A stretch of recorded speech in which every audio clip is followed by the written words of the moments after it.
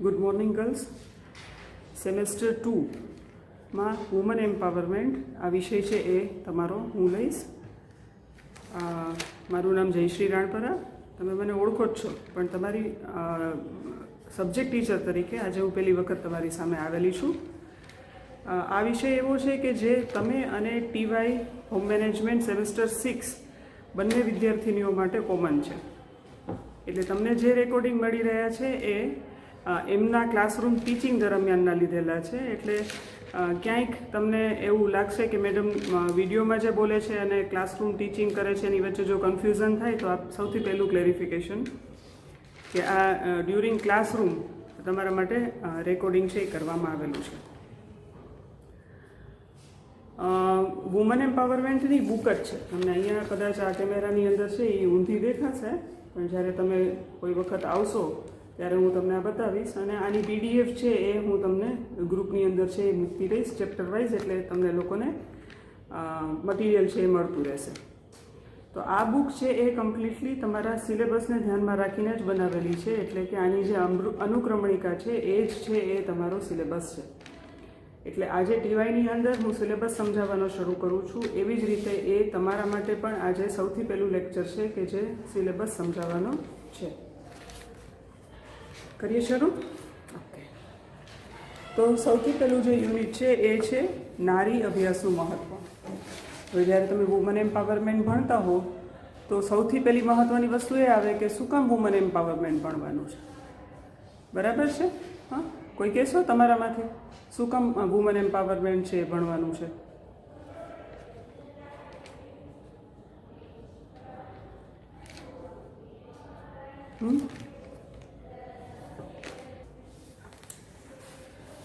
ચાલો, તો નારી અભ્યાસનું મહત્ત્વ. આની અંદર તમારે 3 પોઈન્ટ છે જે ભણવાના છે. સૌથી પહેલું જે છે એ છે વ્યાખ્યા. કોઈ પણ વસ્તુ છે એને સમજવા માટે થઈને એની વ્યાખ્યા સમજવી બહુ જરૂરી છે. ઠીક છે? કારણ કે વ્યાખ્યા સમજો ને એટલે તમે ક્લિયર થઈ જશો કે એકચ્યુઅલી આ શું છે અથવા તો શું કહેવા માગે છે. બરાબર?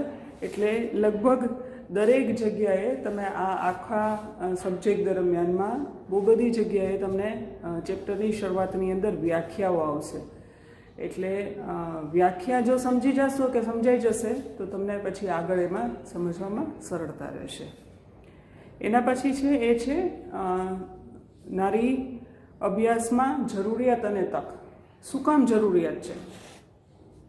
તમને લોકોને હમણાં મેં સમજાવ્યું કે ભારતીય સમાજ એવો સમાજ છે કે જેની અંદર જ્યાં એક તરફ આપણે દેવી તરીકે એક સ્ત્રીને પૂજીએ છીએ, જ્યાં બીજી તરફ આપણે એ જ સ્ત્રી છે જેને આપણે બજારૂ ઓરતોની જેમ એને વેચી નાખીએ છીએ. પરિણામે આપણા સમાજની અંદર નારી અભ્યાસની જરૂરિયાત છે. બરાબર? વિદેશોમાં નથી. ભલે હું કે તમે કદાચ કોઈ ઇન્ડિયાની બહાર નથી ગયા, પણ આજે આપણી પાસે ઇન્ટરનેટ છે. બરાબર છે? આપણા સગાવાલા ફોરેનમાં રહેતા હોય તો એ લોકો વાતચીત કરતા હોય તો પણ આપણને ખબર છે કે અહીંયા ક્યાંય કોઈ દેવીનું પૂજન નથી થતું. ઘણા બધા દેશો એવા છે કે જેની અંદર પ્રોસ્ટિટ્યુશન, જેને ગુજરાતીમાં આપણે કઈ વેશ્યા વ્યવસાય, એ કાયદેસર છે. બરાબર છે? જ્યારે ભારતની અંદર એના માટેનો કાયદો છે ઇમોરલ ટ્રાફિકિંગનો, કે જ્યાં તમે સ્ત્રીનો ધંધાકીય રીતે ઉપયોગ ના કરી શકો. તો પ્રોસ્ટિટ્યુશન એ શું છે? ધંધાકીય જ છે. પૈસા આપી અને સ્ત્રી છે પોતાનું શરીર વેચે છે અને પુરુષ પોતાની જરૂરિયાતને પૂરી કરે છે. બરાબર છે? તો એટલા માટે થઈને ભારતીય સમાજની અંદર નારી અભ્યાસની જરૂરિયાત પણ છે અને તક બી છે. તક શું કામ છે? કારણ કે સ્ત્રી સશક્ત નથી, પુરુષ પ્રધાન સમાજ છે. બરાબર છે? તો એટલા માટે થઈને ભારતીય સમાજની અંદર આપણા માટે નારી અભ્યાસનું મહત્ત્વ પણ છે, જરૂરિયાત પણ છે અને એની અંદર તક પણ રહેલી છે. અને એની અંદર છેલ્લું છે એ છે સ્ત્રી શિક્ષણ પર વિવાદ. સ્ત્રી શિક્ષણ પર વિવાદ. હમણાં જે તમને અગાઉ સમજાવ્યું એમ કે આપણને એવું લાગે છે કે સ્ત્રી સશક્તિકરણ એટલે શું? તો કે નકરંગની સામે ચા પીવાની દુકાન છે, ત્યાં જઈને સ્ત્રીઓ ચા પીવે છે. બરાબર છે? ચા પીવે એનો વાંધો નથી, પણ ત્યાં એ જે રીતનું વર્તન કરે છે કે જેથી કરીને ત્યાં ઊભેલા પુરુષો છે એ એની તરફ આકર્ષિત થાય છે, અથવા તો એ એને નોટિસ કરે છે, અથવા તો એ એને ઘૂરીને જોવે છે. બરાબર છે? તો એ સ્ત્રી સશક્તિકરણ નથી, માટે વિવાદ અહીંયા છે. બરાબર. બીજું, સ્ત્રી સશક્તિકરણ એટલે એનો સૌથી મોટો જે વિવાદાસ્પદ વાત છે એ છે કે એવું માનવામાં આવે છે કે સ્ત્રી સશક્તિકરણ એટલે એ પુરુષ વિરોધી. બરાબર. તો આ સૌથી મોટો વિવાદ છે કે પુરુષ વિરોધીની વાત નથી. રાઈટ? સ્ત્રી પોતાના હક માગે છે ત્યારે એ કોઈની વિરોધમાં નથી કહેતી, એ એનો હક છે માટે માગે છે. સમજાણું? બીજી વસ્તુ,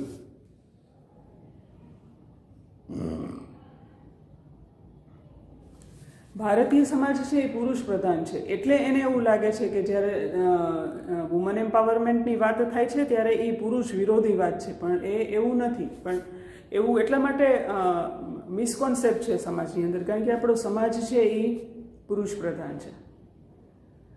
બીજો જે વિવાદ છે એ છે સ્ત્રી અને પુરુષને સમોવળિયા બનાવવાની. આપણે લોકો બહુ સાંભળીએ છીએ કે સ્ત્રીને પુરુષની સમોવળી બનાવવાની. જો ઓલી પુરુષની સમોવળી થવાની કોશિશ કરે છે, શાંતિથી, હજી તમે નાના છો, કદાચ ટીવાયમાં છો, થોડું ઘણું સમજશો, કદાચ એફવાયની ગર્લ્સને આ સમજવામાં તકલીફ પડશે. સ્ત્રી અને પુરુષની સમાનતા કોઈ દિવસ આવી શકે? ન આવી શકે. એક્ઝેક્ટલી 3 એક રીતે જોવો તો સ્ત્રી પુરુષ કરતાં ઘણી બધી આગળ છે. તમે ખાલી તમારા ઘરના પરસેપ્શનની અંદર જ વિચાર કરશો તો તમને ખ્યાલ આવશે કે જે કામ તમારી મમ્મી કરે છે, અથવા તો જેટલું કામ તમારી મમ્મી કરે છે, અને જે અથવા જેટલું કામ તમારા પપ્પા કરે છે, બરાબર છે, એની ખાલી મનથી સરખામણી કરો. બરાબર છે?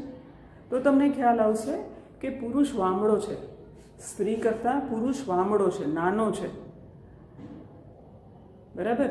પુરુષ નહીં હોય ને તો સ્ત્રી બાળકને ઉછેરી શકશે, પણ માં નહીં હોય, સ્ત્રી નહીં હોય તો પુરુષ પહેલાં તો બાળકને જ જન્મ નહીં આપી શકશે. ક્યાંથી આપશે? એટલે સ્ત્રી પુરુષની સમાનતાની વાત જ નથી આવતી. તો વિવાદ જે છે એની અંદર એક મહત્વની વસ્તુ આ પણ છે કે સ્ત્રી પુરુષ સમાનતા હોય જ ના શકે. બરાબર? તમારામાંથી કોઈ છે જેના ઘરની અંદર મમ્મી પપ્પા બેય કામ કરતા હોય? નથી. કોઈ દિવસ કોઈના ઘરમાં નજીકના હોય, આડોશ પાડોશમાં, સગાવાલામાં તમે નજીકથી જોયા છે કે જેની અંદર સ્ત્રી પુરુષ બંને કામ કરતા હોય? એવા કોઈને?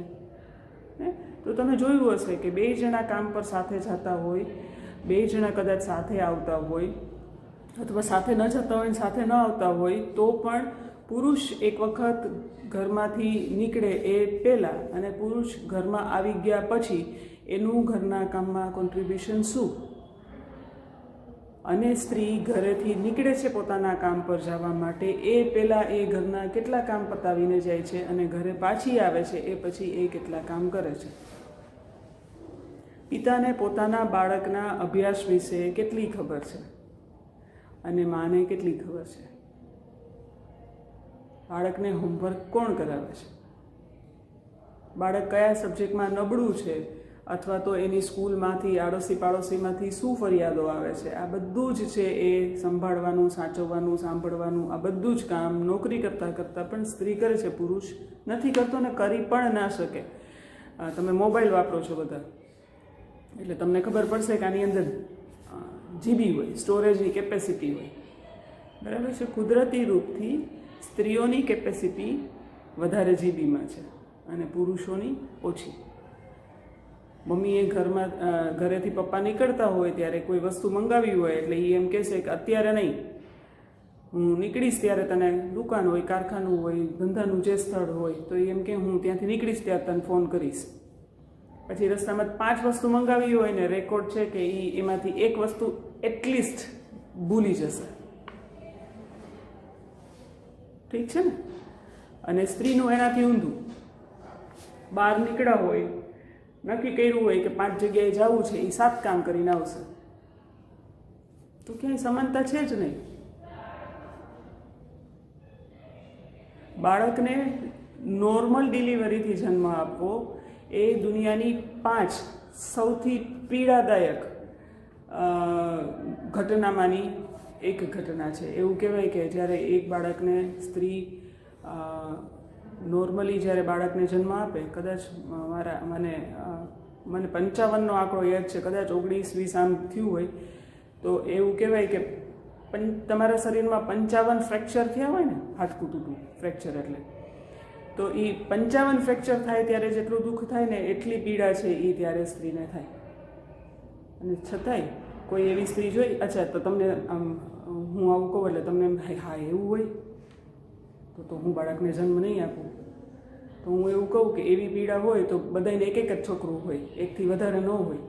પણ એ ભગવાન ત્યારે આપે, તમને શક્તિ આપે છે, તાકાત આપે છે. ઠીક છે ને?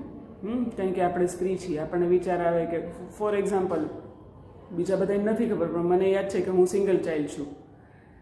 તો મને ખબર છે કે એકલું હોવું એ કેટલું બધું પીડાદાયક છે. એટલે મારી ફર્સ્ટ ડોટર પછી મારા ઘરમાં કન્વિન્સ કરાવવામાં કે ના 2 બાળક તો હોવા જ જોઈએ, ન હોય તો શું. તો પહેલી વખતે મને નોર્મલ ડિલિવરી વખતે શું મને પીડા નહીં થઈ હોય? થઈ જ હોય. પણ પછી આખી જિંદગી મેં જે પીડા ભોગવી છે, ઇમોશનલી, માનસિક, બધી જ સિંગલ ચાઇલ્ડ હોવાને લીધે, એ મારા બાળકને ન થાય એના માટે થઈને મેં મારા ઘરમાં કન્વિન્સ કરાવવાનું કર્યું. તો એવી જ રીતે આ એક મારું એક્ઝામ્પલ આપ્યું, બીજાના બીજી રીતના એક્ઝામ્પલ હોઈ શકે. તો ગમે એટલી પીડા હોવા છતાં ભગવાન ત્યારે એને એ પીડા સહન કરવાની શક્તિ આપે છે. તો આ વસ્તુ પુરુષ નહીં કરી શકે, માટે સ્ત્રી પુરુષ વચ્ચે કોઈ સમાનતા ના થઈ શકે. બરાબર? તો જે વિવાદ છે ભારતીય સમાજના રેફરન્સની અંદર એ આ છે. એના પછી સેકન્ડ યુનિટ છે એ છે સ્ત્રીઓનો દરજ્જો અથવા તો સ્ટેટસ. સ્ટેટસ શબ્દ તમને વધારે સમજાશે કારણ કે વોટ્સએપના જમાનાના છો એટલે. બરાબર છે? તો સ્ટેટસનું ટિપિકલ ગુજરાતી છે એ દરજ્જો છે. એટલે તોય તમે એવું ન બોલતા કે મેં આજે મારા મોબાઈલમાં એક દરજ્જો મૂક્યો છે, જોઈ લેજો, પણ તમને સમજાઈ જાય. તો એની અંદર ટોટલ 6 દરજ્જા છે અથવા તો સ્ત્રીઓના 6 સ્ટેટસ છે કે જેના વિશે તમારે ભણવાનું છે. એની અંદર છે પેલું છે એ છે સામાજિક દરજ્જો. બરાબર? દરજ્જાઓ અહીંયા શું કામ શીખવાના છે? તો આપણે ત્યાં આપણો જે ઉછેર છે ને એ જેન્ડર બેઝ થાય છે, એટલે દરજ્જા શીખવાના છે. તું છોકરી છો એટલે તને આમ કરવાનું, તું છોકરી છો એટલે તને આ આવડવું જોઈએ, તું છોકરી છો એટલે તારે આમ નહીં કરવાનું, તું છોકરો છો આમ નહીં કરવાનું કે આમ કરવાનું. માટે અહીંયા આ આખું ચેપ્ટર છે. જો તમારું જેન્ડર બેઝ ઉછેર ના થતો હોત તો કદાચ બની શકે કે આ છે એ તમારે સમજવાનું હોવાથી તને રિલેક્સ ફીલ થઈ જતું હોય તો રોઈ નાખ. તો ભારતીય સમાજની અંદર જેન્ડર બેઝ આપણો ઉછેર થાય છે અને માટે અહીંયા આપણે સ્ત્રીઓના દરજ્જા છે એ શીખવા પડે. પણ જો જેન્ડર બેઝ ઉછેર ન હોય તો દરજ્જા સમાન હોય. તો અહીંયા આપણે શીખવાનું આવે જ નહીં કે સ્ત્રીઓનો સામાજિક દરજ્જો ને સ્ત્રીઓનો આર્થિક દરજ્જો ને સ્ત્રીનો કાનૂની દરજ્જો ને ના આવે. બરાબર છે? તો સામાજિક દરજ્જો તો એને શું કહેવાય, કોને કહેવાય? તો કે સમાજમાં સ્ત્રીનો જે દરજ્જો છે એને સામાજિક દરજ્જો કહેવાય. બરાબર? પછી છે શૈક્ષણિક દરજ્જો. એનું સીધું સાદું એક્ઝામ્પલ ઘણા બધા ઘરો છે. આજે હવે એજ્યુકેશનનું મહત્ત્વ આપણને સમજાવવા લાગ્યું છે એટલે છોકરા છોકરીઓને ભણાવીએ છીએ. પણ છોકરાને સારી સ્કૂલમાં ભણાવે, ઇંગ્લિશ મીડિયમમાં ભણાવે, એને ટ્યુશનમાં મૂકે. છોકરીઓને ઘરની નજીકની ગુજરાતી મીડિયમની, ગ્રાન્ટ ઇન એડની, સરકારીની એને ભણવું હોય ને એને અમુક સબ્જેક્ટમાં તકલીફ હોય તો એના માટે ટ્યુશન નહીં રખાય. તો આ એનો દરજ્જો. બરાબર છે? તો શૈક્ષણિક દરજ્જો આને કહેવાય. જ્યારે આપણે ભણશું તો વધારે ડિટેલ ભણશું. અત્યારે હું સિલેબસ સમજાવું છું એટલે ઓબ્વિયસ છે જાજુ નહીં સમજાવું. તોય મને એમ લાગે છે મારે 2 લેક્ચર તો ઓન એન એવરેજ સિલેબસ સમજાવવામાં જાય જ છે. બરાબર? એના પછી છે આર્થિક દરજ્જો. હજી આજ રવિવારની દિવ્ય ભાસ્કરની પૂર્તિ હતી એની અંદર કૃષ્ણકાંત ઉનડકટનો એક આર્ટિકલ છે કે કમલ હાસને એવું કીધું કે સ્ત્રી જે ઘરે કામ કરે છે એનું એને વળતર ચૂકવવું જોઈએ. એના ઉપર વિવાદ થયો અને એના ઉપર એ આર્ટિકલ હતો. તો અહીંયા સ્ત્રીનો આર્થિક દરજ્જો છે એ ક્યાંક ને ક્યાંક એ વિવાદ સાથે સંકળાયેલો છે. કારણ કે આપણે એવું વિચાર કરીએ કે ઘરની અંદર કામવાળી રાખીએ તો એને આપણે પૈસા પગાર ચૂકવીએ છીએ, બાળકને ટ્યુશનમાં મોકલીએ છીએ તો આપણે એને આપીએ છીએ, ધોબીને કપડાં આપીએ છીએ ઇસ્ત્રી કરવા માટે તો આપણે એને પૈસા ચૂકવીએ છીએ, બરાબર. ઘરે રસોઈયાણી આવીને રસોઈ કરે છે તો આપણે એને પૈસા ચૂકવીએ છીએ. તો જે સ્ત્રી આ બધું જ છે એ પોતાના ઘરમાં કરે છે તો એને પગાર ચૂકવવો જોઈએ, આવું એ કમલ હાસનનું સ્ટેટમેન્ટ હતું. એટલે એણે એવું કીધું હતું કે સરકારે આવી હાઉસવાઈફને રકમ ચૂકવવી જોઈએ. અને બહુ વિવાદાસ્પદ સ્ટેટમેન્ટ છે એટલા માટે થઈને કે દરેક વસ્તુમાં મમ્મીઓ એ આપણા માટે જે કર્યું છે એની કિંમત ના લગાવી શકાય. સરોગસીથી તમે બાળકને જન્મ આપશો તો અહીંયા પૈસા ચૂકવવા પડશે. અહીંયા તો સ્ત્રી પોતાની કોખમાં બાળકને જન્મ આપે છે તો તમે એમ કહો કે ઓકે તો હવે એને પૈસા આપીએ. એટલે એમાં એ આર્ટિકલમાં બહુ સરસ લખ્યું છે કે કાલે આ જો આવું આપણે વિચારીએ ને આવું આપણે કંઈ અમલમાં મૂકીએ અને સરકાર હાઉસવાઈફને કંઈ થોડા ઘણા પૈસા જેમ વિધવાનું પેન્શન ને બધું છે એવી રીતે પૈસા આપવાનું શરૂ કરે, બની છે કે કાલ દીકરો આવીને એમ કે બોલ મમ્મી મને જન્મ આપ્યો ને અત્યાર સુધી તે જે કંઈ કર્યું એની કિંમત શું?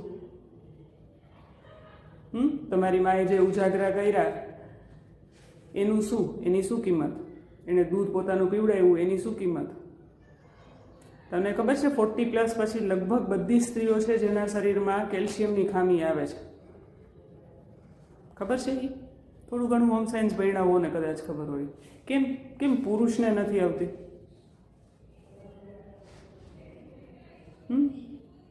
કહેશો? કારણ કે પ્રેગ્નન્સી દરમિયાનમાં એ બાળક છે એને એના હાડકાના બંધારણ માટે જે કેલ્શિયમની જરૂર પડે છે એ જો એમાંય આપણે હવે ડૉક્ટર પાસે જઈએ છીએ અને નથી જતા અને દવા લઈએ છીએ નથી લેતા અને જે કંઈ બી માનો, પણ જો માને પૂરતું પોષણ ન મળે અથવા પૂરતો આહાર ના મળે અથવા તો એ દરમિયાનમાં જે કંઈ બી મેડિસિન્સ એને લેવાની હોય ના લીધી હોય તો બાળક તો માના પેટમાં રહીને એના હાડકાના બંધારણ માટે કુદરતી રૂપથી માના શરીરમાંથી કેલ્શિયમ ખેંચી લે છે. હવે આ કેલ્શિયમની કિંમત તમે કેમ ચૂકવશો? આવા અનેક એક્ઝામ્પલ છે. એટલે આર્થિક દરજ્જાની વાત છે ત્યાં એક મુદ્દો આ છે કે જે ઘરગથ્થુ છે એની કિંમત નથી થતી.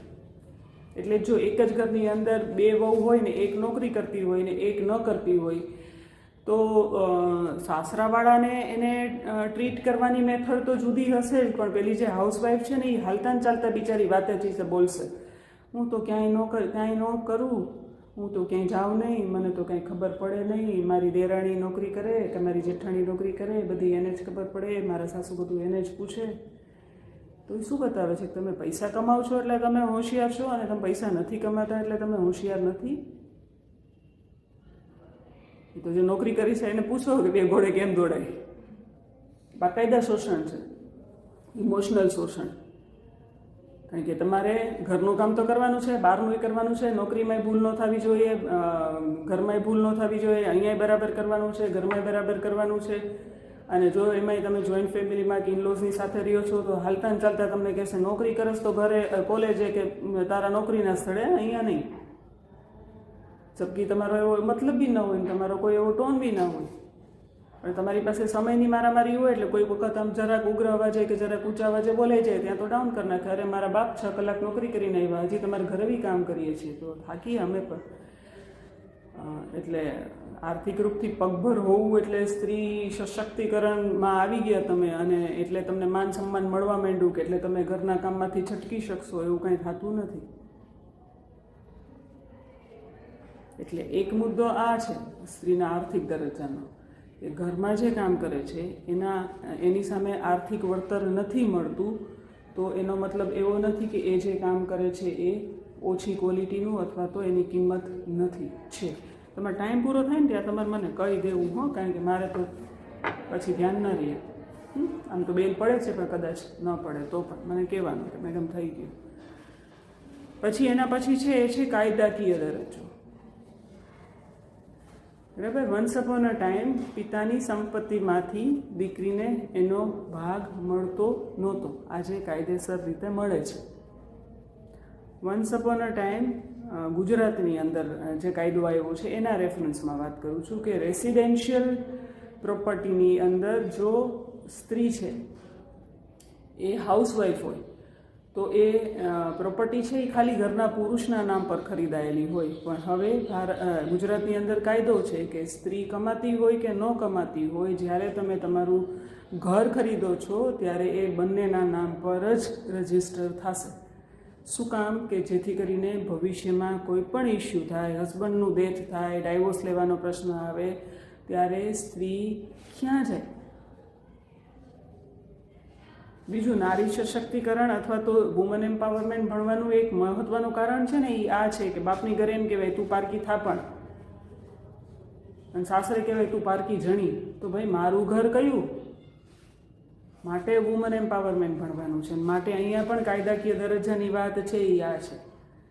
અને ત્રીજો જે કાયદો, ઘણું બધું છે એમાં ડિટેલમાં, પણ અત્યારે હું ખાલી સિલેબસમાં સમજાવું છું ત્યારે. ને ત્રીજું જે મહત્વનું આવ્યું એ ગુજરાતની અંદર કે જો સ્ત્રી ધારે તો જ પોતાના બાળકના નામની પાછળ એના પિતાનું નામ લગાવી શકે, બાકી એ પોતાનું નામ લગાવી અને બાળકને આઈડેન્ટિટી આપી શકે. હા, ભલે એવી બહુ મહાન સ્ત્રીઓ છે નહીં કે જ્યાં જે પોતાના પતિની સાથે રહેતી હોય ને એમ કે નાના હો તમારું નામ નહીં મારું નામ લાગશે, પણ છૂટાછેડા થઈ જાય તો ત્યારે બાળક છે એ પોતાના માતાનું નામ લગાડી અને પોતાની આઈડેન્ટિટી છે એ જાળવી શકે છે. કારણ કે છૂટાછેડા થાય ત્યારે મોટે ભાગે શું થાય, બાળક છે એ મા ભેગું જાય. ઘણા બધા પિતાઓ તો એવા હોય છે છૂટાછેડા થયા એટલે પત્ની આરે થયા છે, બાળક આરે થયા છે, બોલીને તો ન જ બોલાવે પણ છોકરાઓ પ્રત્યેની જવાબદારીથી એ હાથ ધોઈ નાખે. તો પછી એવી વ્યક્તિનું નામ બાળકને પોતાની પાછળ રાખવામાં પણ એને બી તકલીફ થાય કે ભાઈ જેણે પાછું વળીને કોઈ દિવસ જોયું નથી, જે તકલીફ હતી મારી મા હારે હતી, મારી સાથે શું? ત્યારે બહુ બાળકને બહુ તકલીફ થાય કે ભાઈ જેણે કોઈ દિવસ મારી જવાબદારી ન લીધી, મારી ખબર ન લીધી, મને શું તકલીફ છે એ ન જોયું, મારે કોઈ દિવસ મળવા ન આવ્યા, મારા કોઈ ખબર અંતર ન રાખ્યા, અને મારા નામની પાછળ એનું નામ. એટલે ગુજરાતની અંદર જે ત્રીજો જે કાયદો છે સ્ત્રી માટેનો એ આ છે કે બાળકના નામની પાછળ માનું નામ લાગી શકે. બરાબર. પછી છે ઘરેલું દરજ્જો. બહુ લાંબુ સમજવાનું છે ને એ કદાચ અહીંયા છે. કારણ કે ઘરેલું દરજ્જો એટલે શું? ઘરના કામકાજો કરવાને, જવાબદારીઓ નિભાવીને બાળકોને જન્મ આપવો અને ઘરેલું દરજ્જો એટલે ભારતીય સમાજની અંદર બે રીત ગણાય. એક, બેડરૂમમાં પતિની જરૂરિયાતોને પૂરું કરી અને બાળકને જન્મ આપવો, અને ત્રીજું કિચનની અંદર દિવસમાં 4 વખત રાંધીને ખવડાવવું. તો આ છે સ્ત્રીનો ઘરેલું દરજ્જો. તો એ છે એ તમારે અહીંયા ડિટેલમાં ભણવાનું છે. અને છેલ્લું છે એ રાજકીય દરજ્જો. સૌથી ખરાબ હાલત જો હોય તો એ આ છે. કારણ કે ભારતીય સંવિધાન મુજબ આપણને 33% અનામત છે એ રાજકારણ ક્ષેત્રમાં મળેલું છે. ચાહે તમે કોર્પોરેશનની ચૂંટણી લડો, ચાહે તમે સંસદની લડો, ચાહે તમે ધારાસભાની લડો, પણ હાર્ડલી 2, 5, 7, 8 બસ સિંગલ ડિજિટમાં જ રાજકારણની અંદર સ્ત્રીઓ છે એ પાર્ટિસિપેટ કરે છે. અને એનું કારણ એ છે કે રાજકારણ છે એ બહુ ગંદુ ફિલ્ડ માનવામાં આવે છે. બરાબર. ત્યાં કોઈ એથિક્સ નથી, ત્યાં કોઈ નિયમો નથી, ત્યાં બહુ નીચા લેવલ સુધીની ડિબેટો થઈ જાય છે, બહુ નીચા લેવલની અને આક્ષેપો થઈ જતા હોય છે. પરિણામે સારા ઘરની સ્ત્રીઓ છે, સોબર સ્ત્રીઓ છે એ જનરલી રાજકારણમાં જવા માટે તૈયાર નથી થતી, અથવા રાજકારણમાં હોય તો બહુ નીચલા લેવલ પર કાર્યકર્તા તરીકે કે એવી જ રીતે છે એ લોકો કાર્ય કરતા હોય છે. બીજું મહત્ત્વનું કારણ એ છે કે બેઝિકલી આપણી અંદર આપણા ઉછેર એવી રીતે થયા છે કે આપણી અંદર ક્યાંય લીડરશિપનો ગુણ ડેવલપ થાય એ રીતનો કાંઈ ઉછેર જ નથી. બરાબર. દાખલા તરીકે લીડર હોય એ બોલે ને, પોતાનું મંતવ્ય રજૂ કરે, 5 માણસની વચ્ચે કરે, 50 માણસની વચ્ચે કરે, 100 માણસની વચ્ચે કરે, એનો વિરોધ થાય તો એ એમની સામે દલીલ કરી શકે. આપણો ઉછેર કેવો થયો છે કે આપણે ઘરની મેટરમાં, ફોર એક્ઝામ્પલ તમે અનમેરિડ છો તો ઘરની મેટરમાં કોઈક એવા મુદ્દા ઉપર ઘરમાં વાત થતી હોય તો ઘરમાં આપણને એવું કહેવામાં આવે, ઇવન આપણા ઘરના પુરુષો જ કહે છે એવું નથી, ઘરની સ્ત્રીઓ બી કહે, જો તમે કોઈ મુદ્દા ઉપર તમારું મંતવ્ય આપો એટલે એમ કહેશે તું બેસ, ત્યાં સાસરે જઈને બોલશે, અહીંયા નહીં. બરાબર છે. કે ભાઈ મોટો જ હોય, ભાઈ નહીં, નાનો હોય નહીં, તમારું મંતવ્ય આપો ને તો એ તમને તોછડાઈથી કહી દેશે કે એ અહીંયા નહીં હો, તારી સગાઈ થઈ ગઈ જ ને, તો સાસરે જઈને જે કરવું હોય એ કરજે, અહીંયા આ મારી ઘર છે. તો ક્યાંથી તમે બોલી શકવાના? તો તમે ક્યાંથી બોલી શકવાના? એટલે આ વખતે તો કોઇન્સિડન્ટલી તમારા વાઇવા હતી પ્રેક્ટિકલમાં, હું સૌથી વધારે ખુશ થઈ હતી. કારણ કે once upon a time viva હતી તમારે 5 માર્કની પ્રેક્ટિકલ એક્ઝામ લેવાય ને, એટલે છોકરીઓ બોલતી. પછી ઘણી બધી છોકરીઓ આવીને વાઇવામાં એ બેસે ને સામે, એટલે એમ કે મેડમ આવડે તો છે, લખી દો. તો એ શું બતાવે છે કે તમને ક્યાંય બોલવા દેવામાં નથી આવતા, માટે તમે એક સિંગલ ટીચરની સામે પણ બોલી નથી શકતા, જબકી તમને આવડે છે. તો બોલી નથી શકતા, માટે બોલવાની તક નથી મળતી, માટે બોલી નથી શકતા, માટે આત્મવિશ્વાસ નથી, માટે લીડરશિપ નથી, માટે રાજકારણમાં ક્યાંથી આવી શકીએ આપણે? બરાબર? તો આજે અહીંયા તમારા સિલેબસના પેલા 2 યુનિટ છે એ મેં તમને સમજાવ્યા. નેક્સ્ટ લેક્ચરની અંદર તમને લોકોને સિલેબસ આગળનો છે એ સમજાવીશ. ઠીક છે? બાય.